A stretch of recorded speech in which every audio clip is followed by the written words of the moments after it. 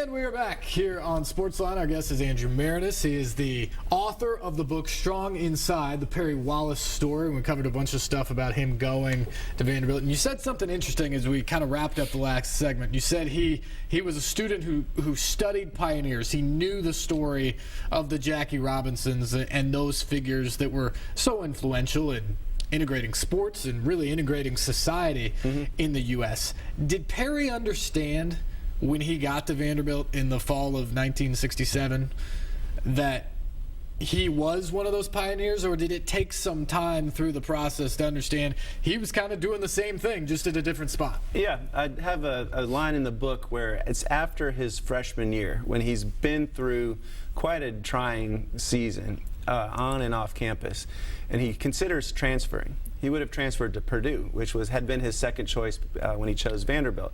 But he came to the realization that now that I've started this, I have to see it through. And he said it was at that moment when he made the decision to stay, knowing full well how hard it was going to be, that he said, that's when I became a real pioneer. You know, and so it took some experience with it before it really hit him. Even though he had thought quite a bit about it, he actually met with the sports writer from the Tennessean, Jimmy Davey, and asked him, what's it going to be like if I go to Vanderbilt? Because Jimmy had covered Vandy and the SEC. So, I mean, he was taking a lot of steps before he arrived on campus to learn as much about what this experience would be like, but nothing could prepare him for the reality of what he encountered. Andrew, you said every year when he got the schedule, he looked at it and viewed the road trips, especially in the South, with a sense of dread about what could possibly happen when he went.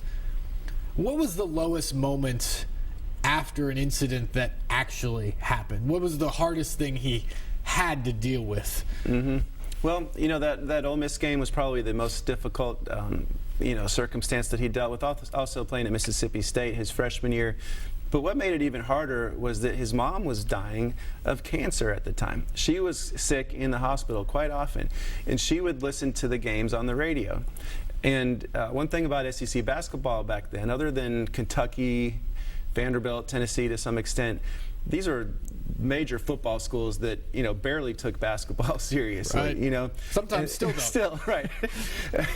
And so these were tiny gyms with sometimes not that many people there. And it's a little bit counterintuitive. You might think, well, that must have made it easier for him. But actually, it made it harder because the fans were right on top of him, those that were there, and you could hear everything that they were saying. And his mom could hear on the radio everything that they were yelling at her son. So while she's there in the hospital laying on her sick bed, she's hearing these racial epithets being shouted at her son. And I think that was probably the hardest thing that Perry had to endure, not only taking it himself, but knowing that his mom was listening to it. Listening to you talk last week, actually, at an Integrity in Sports panel at Belmont's, which is a great event every year, and you did a great job. Something that was interesting to me is one of the rules on the floor that essentially came to being, in large part, probably to Perry Wallace, and nobody knows it because I think everybody thought that the no dunk rule in college basketball had a lot to do with the Lou Alcindors of the world and some of those guys. But you actually draw the picture very well about why Perry Wallace may have had an even bigger role in that rule. So tell everybody at home about it. That's right. And, you know, this book, I try to make it appealing to sports fans and non-sports fans. This is probably the most hardcore basketball part of the entire book. But, you know, Perry could dunk from the time he was 12 years old. He was taught to dunk by David Lattin, who goes on to be the star of the Texas Western team that beats Kentucky, the famous Glory Road game in 1966. And David Lattin, in that championship game, sends a powerful signal early in the game with a ferocious dunk over Pat Riley, Kentucky star. The next year, 67, is Perry Wallace's freshman year at Vanderbilt. He plays his first game up in Lexington, and this kid who's been taught to dunk by David Lattin, and Lattin has just dunked over Kentucky the previous championship game, Perry Wallace starts his first freshman game with a big dunk over Dan Issel, who is Kentucky's star freshman player that year. And Adolph Rupp can see the next David Lattin about to enter his league, and so in the offseason, before what would be Perry's first varsity year, Rupp, who obviously has such control over college basketball, had been the head of the rules committee, has the slam dunk outlawed in college basketball. And so on top of all the other challenges Perry had to overcome as a basketball player, he had to play his entire varsity career without the benefit of his best move, which was the slam dunk. You know, and people, like you said, they call it the Lou Alcindor rule, and obviously it had a lot to do with Kareem out at UCLA and winning championships, but Rupp didn't have to play UCLA every year unless they met in the tournament, but he did have to play Vanderbilt twice a year. And so here you have the rule change just as Perry's coming on the scene, and as Perry said, it kind of sticks out like a sore thumb. For him, he got to finally send a message, though, at the end of his college career, didn't he? Yeah, that's right. So Perry's last game is here at Memorial Gym against Mississippi State.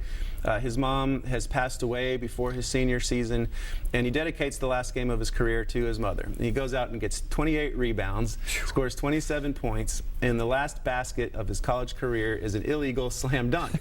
And the referee should have waved it off, according to the rules at the time, but they let it stand. And Perry told me that this was a dunk that was very symbolic to him, much more than just 2 points in a basketball game. That it was his form of protest on his way out. His last basket, a slam dunk. A pretty special moment, I'm sure.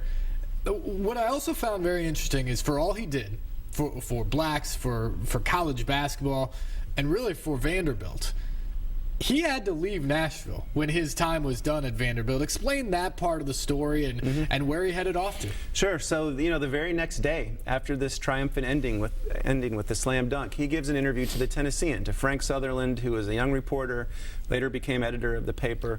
Perry said he had a moral obligation to the people that would come behind him to tell the truth about what his experience had been like. And so if you read the article now, it's not controversial, it's just the truth. But at the time, it created huge controversy in Nashville. It ran on the front page of the Monday Morning Tennessean, Perry talking about how lonely he had been on campus, about getting kicked out of a church, about the way he was treated on the road games and by some professors, and people didn't want to hear it. The Vanderbilt fans did not want to hear it. And I'm a Vanderbilt fan, I've got season tickets, right. But it was important to me to tell the truth about, Perry's entire story. And he said that in giving this interview, he suspected he was writing his ticket out of town.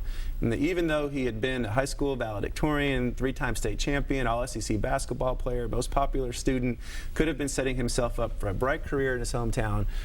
And telling the truth in this interview, he did write his ticket out of town. The reaction to the story, he basically felt like he was run out. And so he's drafted by the 76ers, moves up to Philadelphia, doesn't make the team, but makes a minor league basketball team in Wilmington, Delaware, and teaches a math class as a substitute teacher while he's playing minor league ball.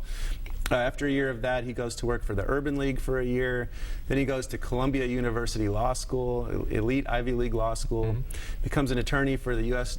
Justice Department for about 6 years, and then for the last 20 years, he's been a professor of law at American University in Washington, D.C. He's an incredibly brilliant person. He's had a remarkable career after basketball. Is he happy when he comes back to Nashville? Yes. I imagine received very differently today. Yes. The book came out the first week of December. Perry came back to launch it, and the relationship with Vanderbilt has been repaired over the years. His number's been retired. He was inducted into the Athletic Hall of Fame. He actually did the voiceovers for the season ticket commercials a few years ago.